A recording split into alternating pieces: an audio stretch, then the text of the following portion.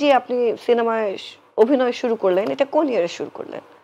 মূলত আমার পথ চলা হচ্ছে 89 এ 89। এবং আমি ফুল ফ্লেজে কাজ করি 90-তে।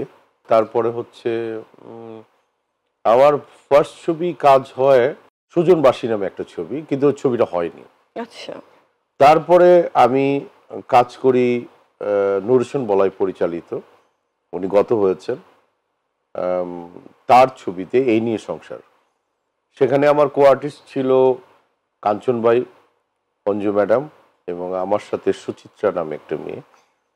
ও অনেক সিনিয়র তো তার, আপনার কো-আর্টিস্টরা আপনার থেকে। হ্যাঁ হ্যাঁ, তো ওই টাইমেই শেখ নজরুল ইসলাম স্যার, আমার ওস্তাদ, উনি ছবি বানাবে চাঁদের আলো, একটা নতুন মুখ খুঁজছিলেন। তো বাই দিস টাইম দারা শিকর সাহেব, আর্টিস্ট, খুবই বরেণ্য আর্টিস্ট, উনিও গত হয়েছেন।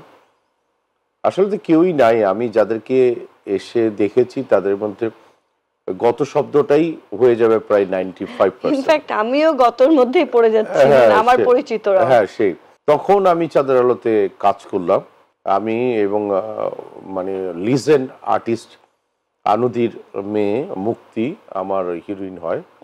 এবং ওই ছবিটা একটা বিগেস্ট হিট, হ্যাঁ, চাঁদের আলো ব্লকবাস্টার হিট, অনেক ব্লকবাস্টার হিট ছিল। তারপরে আমি অনেক বড় বড় আর্টিস্ট পেয়েছি, রাজীব সাহেব, মিজু সাহেব, দিলদার সাহেব, এটিএম সাহেব, আনুদিত আছি।